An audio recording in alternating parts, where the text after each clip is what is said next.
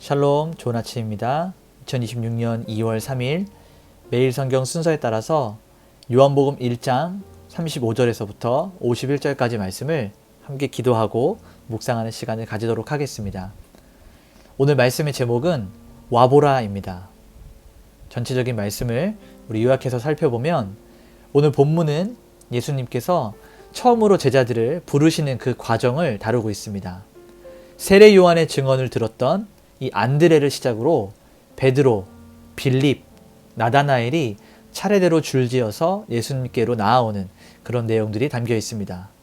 와서 보라라고 하는 이 초청과 우리가 메시아를 만났다라고 하는 이 확신은 평범했던 어부와 또 시골 사람들을 온 열방의 복음 전파자로 변화시키는 아주 중요한 포인트가 됩니다.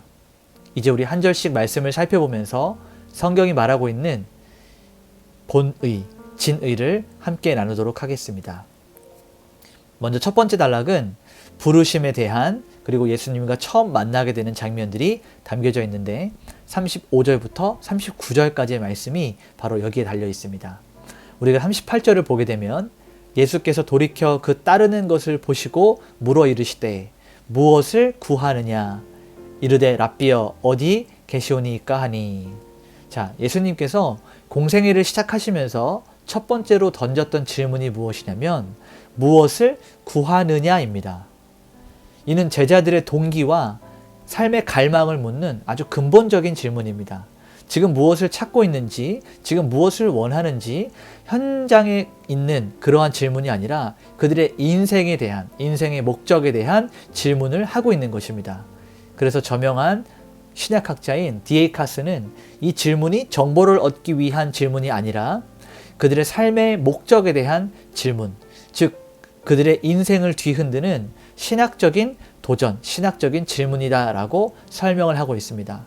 자, 39절을 보니까 예수께서 이르시되 와서 보라. 그러므로 그들이 가서 계신 데를 보고 그날 함께 거하니 때가 10시쯤 되었더라 라고 39절에 기록되어 있습니다. 자, 여기서 와서 보라라고 하는 come and see라고 하는 이 말씀은 복음의 아주 핵심적인 초청이에요. 주님과 인격적인 교제를 통해서만 하나님을 알 수 있습니다. 우리가 하나님과 교제하지 않고는 하나님이 누구신지 절대로 알 수 없는 것처럼 말입니다. 또한 10시라고 하는 이 시간을 구체적으로 기록한 것도 사도 요한이 예수님과 처음 만났던 그 순간, 그 시간을 평생 잊지 못할 만큼 감격스럽게 기억하고 있었기 때문에 여기에 구체적으로 10시쯤 되었다라고 시간을 기록해 놓은 것입니다.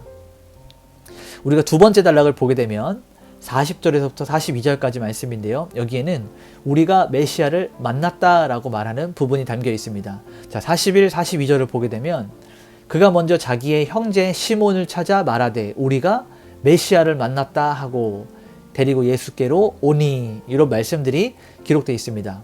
자, 안드레는 복음을 듣자마자 어떻게 했습니까? 자기에게 가장 가까웠던 형제 시몬 베드로에게 달려갑니다. 그래서 참된 만남은 반드시 증언으로 이어지게 됩니다. 아주 좋은 만남이 있었다면, 아주 좋은 것들을 경험하게 되었다면 이것을 반드시 우리는 누군가에게 나누어지게 되어 있습니다. 여러분, 여러분에게 복음은 어떠한 것입니까? 여러분에게 예수 그리스도는 누구입니까? 우리는 이것들을 너무 쉽게 생각하고 가볍게 여기기 때문에 우리가 귀한 말씀을 듣고도 성경 말씀을 깨닫고도 하나님의 은혜를 입고도 주변에 하나님을 믿지 않는 자들에게 전하고 나누기보다는 혼자 간직하고 넘어갈 때가 많습니다. 그러나 정말 중요한 것은 우리가 이 복음, 이 말씀, 이 은혜를 주변으로 흘려보내고 나누고 소개하고 알려야 되는 그러한 의무와 사명이 있다는 것입니다. 그래서 복음을 전한다라고 하는 것은, 전도라고 하는 것은 엄청난 프로그램, 엄청난 프로젝트 이런 것들이 아니라 우리가 사랑하는 사람들을 주님께로 인도하는, 데려오는 데서부터 시작하는 것을 보여주고 있습니다. 자, 42절을 보니까 이르시되 네가 요한의 아들 시몬이니 장차 게바라 하시니라 라고 기록하고 있습니다. 자, 예수님은 지금 베드로를 처음 만나셔서 시몬의 첫 모습, 현재가 아니라 앞으로의 가능성, 미래의 가능성을 보셨습니다. 그래서 박윤선 목사님은 이름을 바꾸어주는 이 행위를 통해서 하나님의 특별한 소유권을 선포하고 계시다. 앞으로 그에게 주어질 영적인 사명이 보여지는 일이다 라고 설명하고 있습니다. 앞으로 베드로가 어떠한 일들을 하게 될 것, 그러니까 요한의 아들 이 시몬이 앞으로 어떻게 어떤 일들을 하며 살아가게 될 것인지 주님은 그 미래를 내다보시고 그의 이름을 바꾸셨다라고 하는 그러한 의미입니다. 자, 세 번째 단락을 보게 되면 43절부터 49절까지인데요. 여기에는 이 나다나엘이라고 하는 사람의 편견이 나오게 됩니다. 자, 46절을 볼까요? 나다나엘이 이르되 나사렛에서 무슨 선한 것이 날 수 있느냐? 빌립이 이르되 와서 보라 하니라. 자, 나다나엘은 이 나사렛이라고 하는 이 동네가 아주 보잘것없는 아주 소박한 작은 비천한 그런 지역이었음을 알고 있었습니다. 그래서 그러한 나사렛에서 무슨 선한 것이 나겠느냐? 그러니까 우리식으로 표현을 하면 개천에서 용이 날 수 없다라고 말하는 거예요. 그래서 이러한 편견에 갇혀서 메시아를 알아보지 못했습니다. 근데 빌립은 그런 나다나엘과 논쟁하기보다는 뭐라고 이야기하냐면 대신에 와서 보라, come and see 라고 이렇게 권유합니다. 인간의 편견을 깨뜨리는 것은 이런 논리가 아니라 그리스도의 실체 앞에 서는 것입니다. 자, 48절을 볼까요?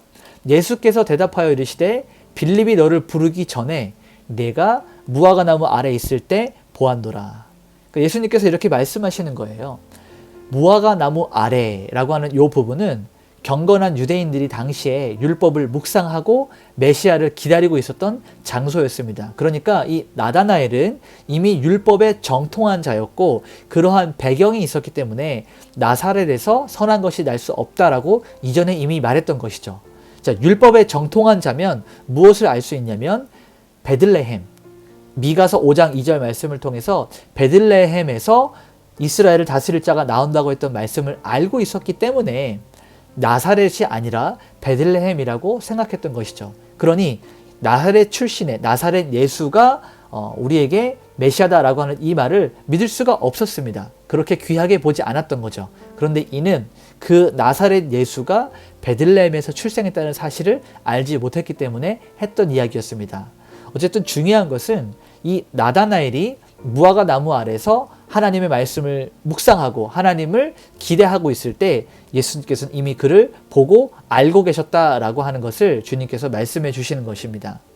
마지막 단락은 50절에서부터 51절까지 말씀인데요. 여기에는 더 큰 일에 대해서, 그러니까 하늘과 땅을 잇는 그 사다리에 대해서 주님께서 말씀을 하십니다. 자, 51절을 보게 되니까 또 이르시되 진실로 진실로 너희에게 이르노니 하늘이 열리고 하나님의 사자들이 인자 위에 오르락 내리락 하는 것을 보리라 하시니라.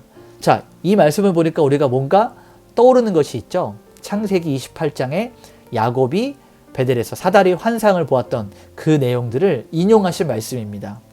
그래서 우리 종교개혁자 칼빈은 예수 그리스도만이 하나님과 죄인 사이를 잇는 유일한 중보자이자 참된 성전임을 나타내신 것이다 라고 설명을 하고 있습니다. 그래서 이제 우리는 건물이 아니라 예수 그리스도를 통해서 하늘 그 문을 통과하여 들어가게 되는 것입니다. 하늘이 열리고 하나님의 사자들이 어디 위에요? 인자 위에, 그러니까 예수 그리스도께서 자기 위에 오르락 내리락 하는 것을 보여주신다고 했는데 자신이 참된 성전으로서 하나님께 나아가는 유일한 길이고 진리고 생명이심을 나타내신 것입니다. 오늘 이 말씀을 정리하면서 우리가 원포인트로 나누면 이렇게 이야기할 수 있을 것 같습니다. 예수님은 우리의 현재가 아니라 우리의 미래를 바라보시고 우리를 부르신다. 자, 우리의 편견을 내려놓고 와서 보라 라고 하는 이 주님의 초청에 응할 때 하늘과 땅을 잇는 중보자 예수 그리스도의 영광을 보게 될 것입니다. 오늘 이렇게 우리 한번 삶 가운데 한번 적용해 볼까요? 우리 주변에 아직 주님을 알지 못하는 시몬과 같은 사람, 그리고 편견에 갇힌 나다나엘과 같은 사람이 누구인지 한번 찾아보시고 그들과 논쟁하고 싸우고 다투기보다는 come and see, 와서 보라 라고 따뜻하게 초청하는 그런 하루가 될 수 있기를 소망합니다. 우리 이렇게 같이 한번 기도하겠습니다. 하나님, 우리의 과거와 연약함에 우리가 묶이지 않고 저를 개바, 반석으로 불러주실, 그렇게 빚어가실 하나님의 손길을 신뢰하게 하여 주시옵소서라고 기도하시고, 더 나아가서 주변에 주께로 데리고 나와야 될 사람들을 기억나게 하여 주시옵소서.